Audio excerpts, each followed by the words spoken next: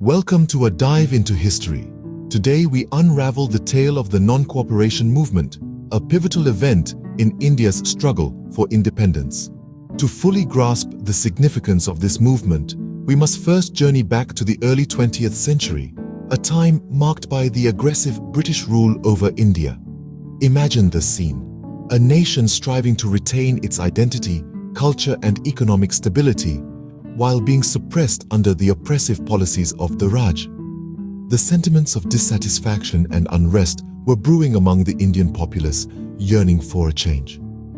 The Rowlatt Act of 1919, a legislation that allowed the British to imprison Indians without trial, was a spark that ignited the flame of this resistance.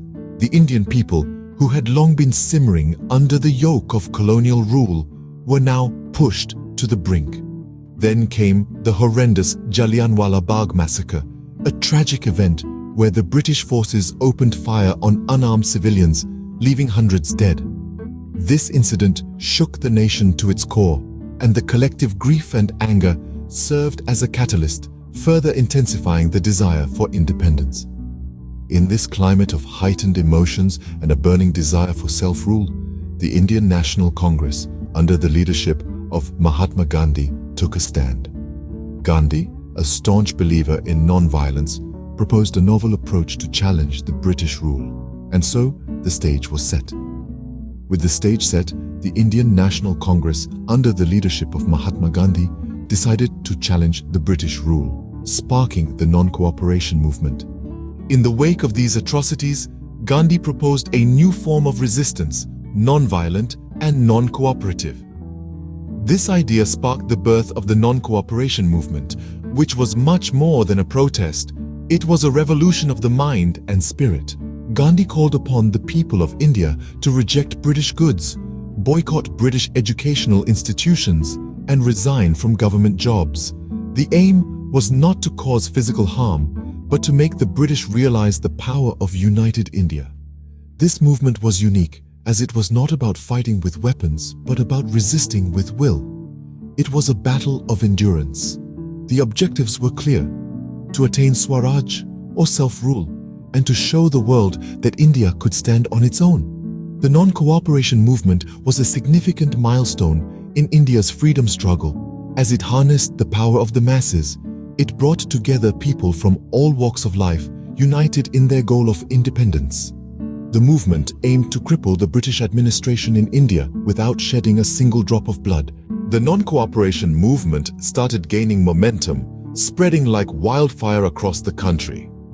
It was a time of defiance and unity, where the people of India came together with a common goal: to resist the oppressive British rule.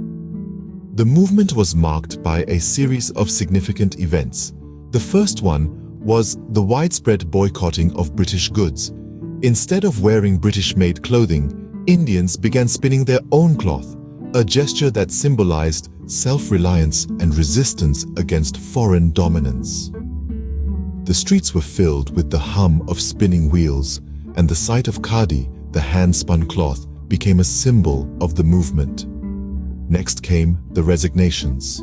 Indian officials, who were working in the British administration, started stepping down from their positions, choosing their country over their careers. These resignations were not just symbolic acts of protest, but also a strategic move to cripple the British administration from within. This act of stepping down from power was a clear message to the British Empire that the Indians were no longer willing to be silent participants in their own oppression. The movement was not just confined to the offices and homes. The public took to the streets, participating in peaceful demonstrations and rallies. These demonstrations were a powerful display of unity and defiance. Men, women, and children, irrespective of their social status, caste, or religion, marched together, their voices echoing the demand for Swaraj, or self-rule. The British Empire, which had been ruling India with an iron fist, was taken aback by this wave of non-cooperation. The movement was a wake-up call, a clear sign that the Indian people were ready to fight for their freedom. It was a testament to their courage, resilience, and determination. The non-cooperation movement was not just a political movement, but a social revolution. It was a battle cry for freedom, a call to arms for the oppressed, and a beacon of hope for a nation yearning for independence. The movement, in its peak, shook the foundations of the British Empire in India. However, every story has an end, and so did the non-cooperation movement. The movement that had roused the nation, that had awakened a spirit of unity and defiance, began to wane. Gandhi, the architect of this peaceful revolution, suddenly decided to withdraw the movement. Why, you ask? A tragic event unfolded in the small town of Chauri Chaura, Uttar Pradesh. An agitated crowd set a police station ablaze, leading to the death of 22 policemen. This violence was in stark contrast to the principles of non-violence that Gandhi vehemently advocated.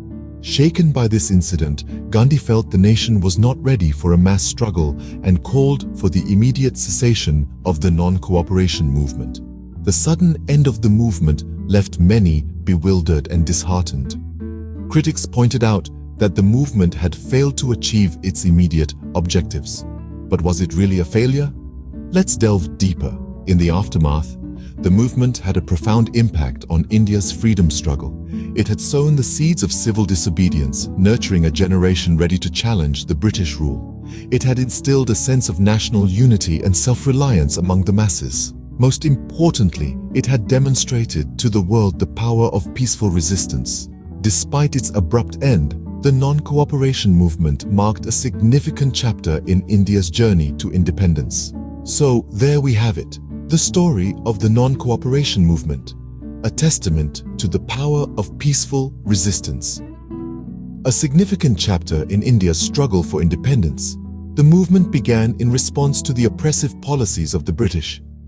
Its objective was clear: to bring about change through non-violent means. Key events unfolded, painting a picture of resilience and unity. Ordinary people became extraordinary heroes, their actions echoing through the annals of history. Despite the hardships, they remained steadfast, their spirit unbroken. However, every story has an end. The non-cooperation movement concluded, leaving an indelible mark on India's journey towards freedom. It was more than just a campaign against the British rule. It was a symbol of the indomitable will of the people.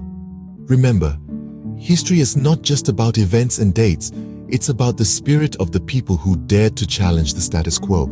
Until our next historical journey, stay curious.